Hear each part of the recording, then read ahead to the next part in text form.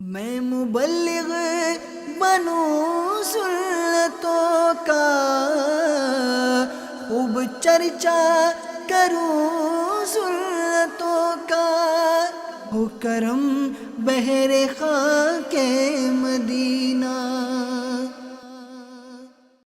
الحمدللہ رب العالمین،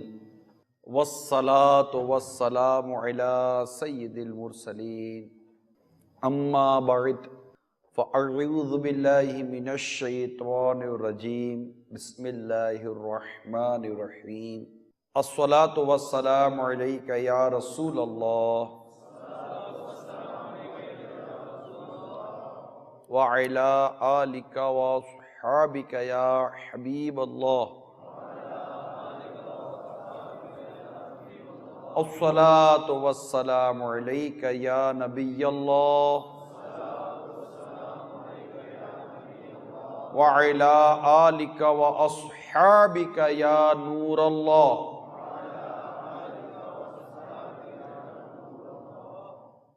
نبی رحمت شفیع امت صلی اللہ تعالی علیہ وآلہ وسلم کا فرمان رحمت ہے، جو کوئی مجھ پر ایک مرتبہ درود پاک پڑھتا ہے اللہ تعالی اس پر 10 رحمت نازل فرماتا ہے۔ صلو علی الحبیب صلی اللہ تعالی علیہ وسلم۔ حضرت سیدنا یحییٰ بن خالد برمکی علیہ رحمت اللہ القوی ہارون الرشید کے وزیر تھے۔ آپ ہر مہینے حضرت سیدنا سفیان ثوری علیہ رحمت اللہ القوی کو 1000 درہم بھیجتے تھے، اور حضرت سیدنا سفیان ثوری علیہ رحمت اللہ القوی اپنے سجدوں میں ان کے لیے یہ دعا کرتے تھے، یا اللہ عز و جل، یحییٰ نے دنیاوی معاملات میں مجھے دوسروں سے بے نیاز کر دیا ہے، تو بھی آخرت کے معاملے میں اسے کافی ہو جا۔ جب حضرت سیدنا یحییٰ بن خالد برمکی علیہ رحمت اللہ القوی کا انتقال ہوا تو کسی نے آپ کو خواب میں دیکھ کر پوچھا آپ کے ساتھ کیا معاملہ ہوا؟ جواب دیا، اللہ تعالیٰ نے حضرت سیدنا سفیان ثوری کی دعا کی برکت سے مجھے بخش دیا۔ میرے میٹھے اور پیارے اسلامی بھائیوں، اس حکایت سے معلوم ہوا کہ ہمیں علماء کی خدمت کرتے رہنا چاہیے۔ دعوت اسلامی کے اشاعتی ادارے مکتبۃ المدینہ کی مطبوعہ 1250 صفحات و مشتمل کتاب بہار شریعت جلد اول،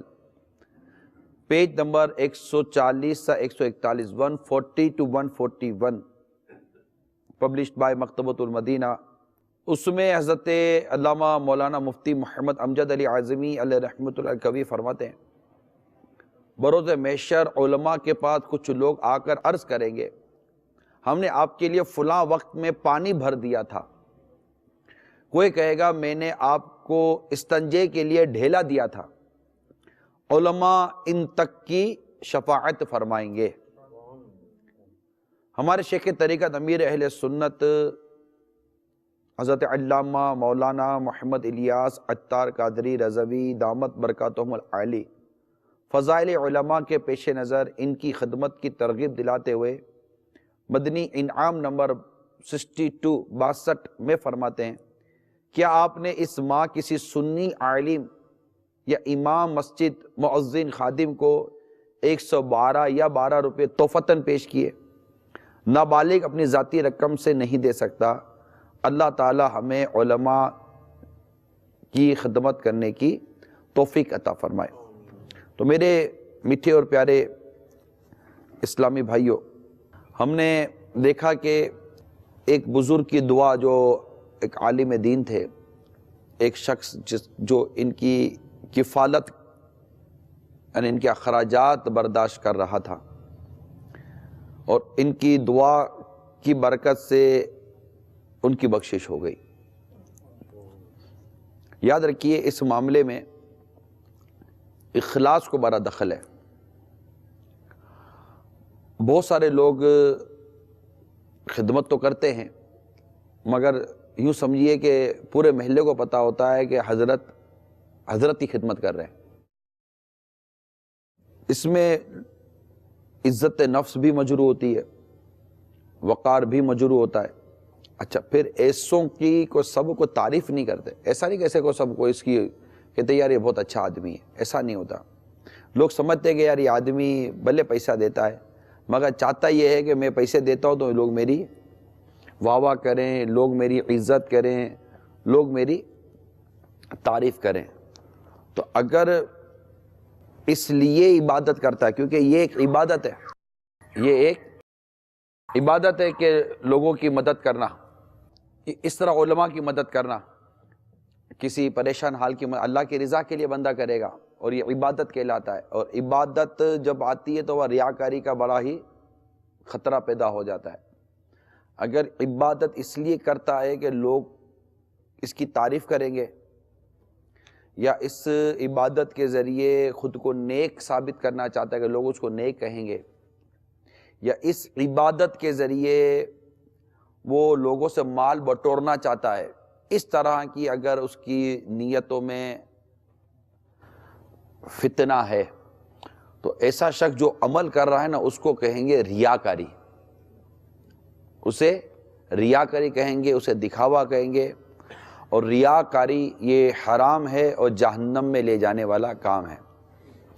یعنی وہ عمل، ابھی ہم نے سنا کہ حضرت سفیان ثوری رحمۃ اللہ تعالیٰ علیہ کی دعا کی برکت سے ان کی مغفرت ہو گئی۔ حضرت سیدنا یحییٰ بن خالد برمکی رحمۃ اللہ تعالیٰ علیہ ہارون رشید کے وزیر تھے، اور آپ ہر مہینے حضرت سیدنا سفیان ثوری کو 1000 درہم بھیجتے تھے۔ تو جب حضرت یحییٰ بن خالد برمکی رحمۃ اللہ تعالیٰ علیہ کا انتقال ہوا تو چونکہ سفیان ثوری رحمۃ اللہ تعالیٰ علیہ یہ سجدے میں ان کے لیے دعا کرتے تھے کہ یا اللہ، یحییٰ نے دنیاوی معاملات میں مجھے دوسروں سے بے نیاز کر دیا، تو بھی آخرت کے معاملے میں اسے کافی ہو جا۔ یہ دعا حضرت یحییٰ خالد بن برمکی رحمۃ اللہ تعالیٰ کام آ گئی، اور یہ دعا ان کی مغفرت اور بخشش کا ذریعہ بن گئی۔ لہذا ہم جب کسی کو جو نیک سمجھتے ہیں، یا ہم سمجھتے ہیں کہ یہ کوئی دین کا کام کرتا ہے، جیسے امام ہے یا مؤذن ہے یا خادم ہے یا عالم ہے یا مفتی ہے، اس طرح کا جس کو آپ دیکھ کر سمجھتے ہیں کہ مجھے ثواب ملے گا، تو پھر نظر ثواب پر رکھیں، نہ کہ نظر اس بات پر رکھیں کہ یہ میری تعریف ہوگی اور میرے نام کا ایک بورڈ لگے گا مسجد کے اندر کہ یہ حضرات مسجد کے اس میں خدمت سر انجام دیتے ہیں، اور یوں مطلب کہ اس کی تعریفوں کے پھول باندھے جائیں گے، یا مطلب مسجد میں اعلان ہوگا 27ویں میں لوگ ختم قرآن میں دیتے ہیں اور دیگر مواقع پر دیتے ہیں۔ آپ نے مسجد بنائی اور پھر چاہتے یہ کہ اس مسجد کے بنانے پر لوگ میری تعریف کریں، آپ چاہتے یہ ہیں، غور کر لینا چاہیے۔ جب بنائی اللہ کے لیے ہے تو کیا یہ نہیں ہو سکتا کہ آپ زندگی بھر اپنی کروڑوں اربوں روپے کی رقم خرچ کر دیں اور اللہ کے سوا کوئی نہ جانتا ہو کہ خرچ کرنے والا فلاں آدمی ہے؟ یہ ہو نہیں سکتا۔ کسی کے ذریعے بھی تو خرچ کیا جا سکتا ہے۔ ہاں، زکوٰۃ، اگر آپ زکوٰۃ کا معاملہ الگ ہے، زکوٰۃ سے تو مسجد بنتی نہیں ہے۔ زکوٰۃ کے لیے تو تملیغ شرط ہے، کسی کو ملک کرنا پڑے گا، فقیر شرعی کو جو کہ زکوٰۃ لینے کا اہل ہو تو اس کو زکوٰۃ دینی ہے۔ تو زکوٰۃ میں صدقات وغیرہ میں صدقات واجبہ، صدقات نافلہ، ان دونوں میں یہ ہے کہ جو زکوٰۃ ہے، جیسے صدقات واجبہ ہے، فرض یا واجب جو دینا ہے اللہ کی راہ میں، وہ اعلانیہ دینا افضل ہے، اور جو نفلی ہے وہ چھپ کر دینا افضل ہے، چھپا کر دینا افضل ہے۔ عموماً ہمارے یہاں سال بھر جو ہے یا ماہانہ حوالے سے یا ہفتہ وار حوالے سے مسجد کے مینٹیننس کے نام پر دیا جائے، امام کے نام پر دیا جائے، کسی کی کفالت کے نام پر دیا جائے، یعنی آپ نے کسی بیوہ کی مدد کی ہے، شرعی تقاضے پورے کرتے ہیں، سارے کہ بیوہ مطلب کو جا کر اس کو ملاقات بھی کر رہے ہیں اور بے پردگی بھی ہو رہی ہے، اور اپنی نفس کو بھی لذت دیے چلے جا رہے ہیں، اور اس کی مدد کے نام پر مدد بھی کیے جا رہے ہیں۔ یا کوئی بچی ہے بڑی ہو گئی ہے، بالغ ہو گئی ہے، یا قروب بلوغ ہو گئی ہے، ایسی اگر ہو گئی ہے تو پھر اس سے جانا اور اس سے بے پردگی بھی ہونا، اس کے سر پر ہاتھ بھی پھیرنا اور لذتیں بھی اٹھانا اور پیسے بھی دینا، کتنی مطلب کہ کس کو کہتے ہیں نا گندی اور نیچ حرکت ہے یہ، کہ کر رہا اس لیے لوگوں کو یہ بتا رہا ہے کہ میں عبادت کر رہا ہوں، نیکی کر رہا ہوں، اور اصل میں اپنے بد باطن اور اپنے نفس کو اور اپنے شیطان کو خوش کر رہا ہے یہ اس طرح کی حرکتیں کر کے۔ اسی طرح اگر آپ کسی کی بھی مدد کریں، کوئی سید صاحب ہیں، سادات کرام ہیں، ان کو تو زکوٰۃ دی بھی نہیں جا سکتی، آپ اپنے خاص صاف مال سے اگر کوئی سادات کرام کی، سید صاحب کی مدد کرنا چاہتے ہیں تو ضروری کیوں ہے اس بات کا کہ پتہ چل جائے کہ میں مدد کر، ایون کہ آپ ماں باپ کی مدد کر رہے ہیں، ماں باپ کی مدد نہیں کی جا سکتی، بعض اوقات ماں باپ غریب ہوتے ہیں، اولاد امیر ہوتی ہے، بعض اوقات خالہ ماموں رشتہ دار قریب بھائی سگا بھائی سگی بہن غریب ہوتے ہیں، اور ساری دنیا میں یہ سخی مشہور ہوتا ہے، بہن کو جا کے پوچھو تو کہے گی کہ باہر سخاوت کرتا ہے، باہر اس کا نام ہوتا ہے، ہم کو نہیں دے گا، ہم تھوڑی کوئی، ہم کو دینے سے کیا شہرت ملے گی۔ مگر سب سے بہترین اور سب سے افضل یہ ہے کہ بندہ سب سے پہلے اپنے گھر میں دیکھے، اپنے قریبی رشتہ داروں کو دیکھے، اس کے بعد آگے بڑھے۔ زکوٰۃ کا بھی یہی ہے کہ سب سے پہلے اپنے قریبی لوگوں کو یہ دینے کی کوشش کرے، جو اللہ کی راہ میں خرچ کرتے ہیں، مدرسہ بناتے ہیں، جامعہ بناتے ہیں، راہ خدا میں دیتے ہیں، مذہبی تنظیموں کو دیتے ہیں، جو اس طرح کی مدد کرتے ہیں نا، یا غریبوں کی مدد کریں، عموماً کو دعائیں ملتی ہیں، یہ دعا پر اکتفا کریں، نہ جانے کس کی دعا مغفرت و بخشش کا ذریعہ ہو جائے۔ دوسرا یہ کہ آپ کسی کی مدد کر رہے ہیں اور وہ دعائیں کر رہا ہے، اس دعا سے آپ کے بچوں سے مصیبتیں دور ہوتی ہیں، آپ کے کاروبار سے مصیبتیں دور ہوتی ہیں، آپ کی صحت پر آنے والی مصیبت دور ہوتی ہے، آپ کے آل اولاد کے حوالے سے آپ کو برکتیں نصیب ہوتی ہیں، گھر بار کے حوالے سے برکتیں نصیب ہوتی ہیں، بہت سارے دشمن پیچھے پڑے ہوتے ہیں، اور اس طرح راہ خدا میں خرچ کرنے سے عموماً یہ دشمنیاں بھی جان چھوڑ دیتی ہیں، کیونکہ صدقہ جو ہے نا، صدقہ یہ بلاؤں کو ٹالتا ہے، اور اس میں بالخصوص صلہ رحمی اگر آپ نے کی، یعنی رشتہ داروں کے ساتھ اچھا سلوک کیا، تو بری موت کو بھی دفع کرتا ہے، عمر میں بھی برکت دیتا ہے اور رزق میں بھی برکت دیتا ہے۔ جو اپنی عمر میں اپنے رزق میں برکت چاہتا ہے تو وہ رشتہ داروں کے ساتھ اچھا سلوک کرے، اور وہاں پر عموماً پیسوں کی حاجت پڑتی ہے۔ تو اس طرح اگر ہم علماء کی، مشائخ کی خدمت کریں، کیونکہ ان کا مقام بڑا ہوتا ہے، یہ علماء وغیرہ ہوتے ہیں نا، ان کا مقام بڑا ہوتا ہے، اور ان کو اللہ تعالیٰ ایسی عظمتیں عطا فرماتا ہے۔ میں ابھی یہ دیکھ رہا تھا اسی کتاب رحمت بری حکایات میں امام محمد رحمۃ اللہ تعالیٰ علیہ کے بارے میں، کہ کسی نظر سیدنا امام محمد، یہ امام محمد رحمۃ اللہ تعالیٰ علیہ یہ امام اعظم امام ابو حنیفہ رحمۃ اللہ تعالیٰ علیہ کے شاگرد ہیں۔ ان کو خواب میں دے کر پوچھا کہ نزعہ کے وقت آپ کی کیا کیفیت تھی؟ تو آپ نے ارشاد فرمایا میں اس وقت مکاتب غلام، یعنی یہ آقا اپنے غلام سے مال کی ایک مقدار مقرر کر کے یہ کہہ دے کہ اتنا ادا کر دے تو تو آزاد ہے، اور غلام اس کو قبول بھی کر لے تو ایسے غلام کو مکاتب کہتے ہیں۔ تو آپ فرماتے میں اس وقت مکاتب غلام کے متعلق ایک مسئلے میں غور و فکر کر رہا تھا، مجھے تو پتہ ہی نہیں چلا کہ میری روح کب نکلی۔ تو جہاں اس واقعے سے ہمیں بزرگان دین کے وقت کی قدر کے بارے میں پتہ چلا، وہیں یہ بھی پتہ چلا کہ ہمارے بزرگان دین کو علم دین سے کس قدر محبت ہوا کرتی تھی، کہ مرتے وقت بھی علم دین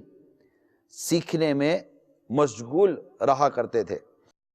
جن حضرات نے وقت کی قدر کی، اللہ نے ان کے لیے بڑے بڑے کام آسان کر دیے، اور ان کے لیے اپنی توفیق کی راہیں کھول دی، اور ان کے ہاتھوں اپنے دین کے بڑے بڑے کام لیے۔ خود حضرت سیدنا امام محمد رحمۃ اللہ تعالیٰ علیہ کے بارے میں آتا ہے کہ آپ نے 999 کتب تصنیف فرمائی، 999 کتابیں لکھی،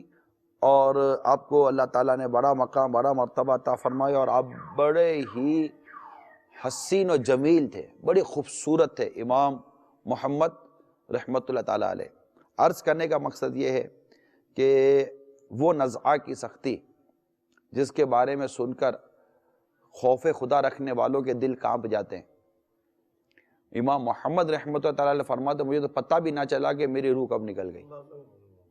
کتنا بڑا مقام، کتنا بڑا مرتبہ، کتنی آسانی ہو گئی نا، ایک ایزی دنیا سے نکل گئے۔ سب سے مشکل راہیں جو دنیا سے نکلنے میں نا، ایک جیسے بارڈر پاس کرتے ہیں نا، تو بعد بارڈر بڑا ڈیفیکلٹ ہوتا ہے، تو جو میجر بارڈر ہے نا اس دنیا، مطلب جو ہم بارڈر پاس کریں گے نا، ہم اس ملک سے اس ملک جائیں گے، ہم مطلب اس گھر سے اس گھر جائیں گے، اس دار سے اس دار جائیں گے، دار دنیا سے دار آخرت اختیار کریں گے، تو نزعہ کا بارڈر پاس کرنا ہے، موت کے وقت کی منزل جو ہے نا وہ پاس کرنی ہے، اور فرشتے آئیں گے روح قبض کرنے کے لیے۔ اس وقت کی تکلیف مت پوچھیے جو تکلیف ہوتی ہے، روح جیسے کہ وہ ایک کانٹے دار شاخ جیسے کہ روئی کے آپ اس میں ڈال دیں اور گھمائے اور نکال دیں، روئی کے کیسے ریشے ریکے نکلیں گے، ایسے جو روح نکلتی ہے نا تو جسم سے ایسی تکلیف ہوتی ہے کہ اگر اس کو پکڑ کے نہ رکھا جاتا مردوں کو فرشتے، تو نزاع کی سختی کے سبب وہ جنگلوں میں بھاگ کر نکل جاتا، اتنی تکلیف ہوتی ہے۔ اور بعضوں کے متعلق تو آتا ہے کہ ان کو برسوں کے بعد قبر سے کوئی ایسے بزرگوں کی کرامتیں ظاہر ہوئی اور وہ نکلے تو ان کو برسوں تک تو صرف نزاع کی سختی یاد رہتی تھی، اتنی سخت سختی ہوتی ہے نزاع کی۔ اور ایک ایسا شخص کہ جو یہ کہے کہ میں تو مطالعہ کر رہا تھا، پتہ ہی نہ چلا کہ میری روح کب نکل گئی۔ یہ علم دین، ہم علم دین سے دور ہیں۔ آپ علم دین سیکھنے کی طرف آئے میٹھے اسلامی بھائیوں، کہ میں علم دین سیکھوں۔ کتب جیسے میں اب یہ کتاب ہے 152 رحمت بری حکایت، اردو میں انگلش میں ہے، مختلف کتابیں مخطوط المدینہ کی آپ حاصل کیجئے۔ ویب سائٹ ہے دعوت اسلامی کی www.dawatIslami.net، اس کا وزٹ کیجئے، کتابیں مدنی چینل دیکھیے، آپ کے گھروں میں مدنی چینل میں امید کرتا ہوں کہ آتا ہوگا، مدنی چینل دیکھیے، روزانہ کچھ نہ کچھ وقت مدنی چینل کو دیجئے تاکہ اس سے بھی علم دین سیکھنے کو ملتا ہے۔ عموماً رات پاکستانی رات 12 بجے اور آپ کے یہاں سمجھیں کہ 9-10 بجے کے بعد بعض اوقات انگلش ٹرانسمیشن کا بھی ہمارے یہاں کچھ نہ کچھ حصہ ہوتا ہے، اور وہ بھی اسپیشلی فار انگلش ویورز، جو انگلش کنٹریز ہیں ان کے لیے ہم اس طرح کی کوئی ترکیب کرتے ہیں تاکہ وہ بھی علم دین سیکھیں۔ تو اللہ کرے کہ ہم اخلاص کے ساتھ علماء، مشائخ اور جو اہل ہیں ان کی مدد کریں، اور وہ مدد اعلانیہ نہ ہو، اللہ کرے کہ چپ کر کریں، پتہ ہی نہ چلے، نہیں کرتا کوئی تعریف نہ کرے، اپنی بلا سے یار، تعریف سننے کے لیے تو آپ نے اللہ کی راہ میں خرچ نہیں نہ کیا، اور اگر کوئی بالفعل آپ کی مذمت کرتا ہے اور آپ برداشت کرتے ہیں، نہیں بتاتے، خالی بتا دینا کہ یار میں کرتا ہوں تاکہ میری کوئی تعریف کرے، اس سے بھی آپ بچتے ہو، یار ٹھیک ہے برائی کر دی نا، اللہ اس کو معاف فرمائے، کسی کی برائی ہم کو بھی نہیں کرنی، کیا پتا کہ وہ چھپاتا ہو، البتہ چھپا کر دیں، اعلان نہ کریں تاکہ ہماری نیکی بچی رہے اور اللہ کی بارگاہ سے ہم ثواب پائیں۔ کہیں ایسا نہ ہو کہ ہمارا وہ عمل جو ہم نیکی سمجھ کے کر رہے ہیں ریاکاری کے نام پر لکھا جائے اور اس پر قیامت کے دن ثواب ملنے کے بجائے ہم کو عذاب دیا جائے۔ اللہ ہم سب کو اخلاص کے ساتھ عبادت کرنے کی توفیق عطا فرمائے، آمین بجاہ النبی الامین صلی اللہ تعالی علیہ وسلم۔ میں مبلغ بنوں سنتوں کا، خوب چرچا کروں سنتوں کا، ہو کرم بہر خاک مدینہ۔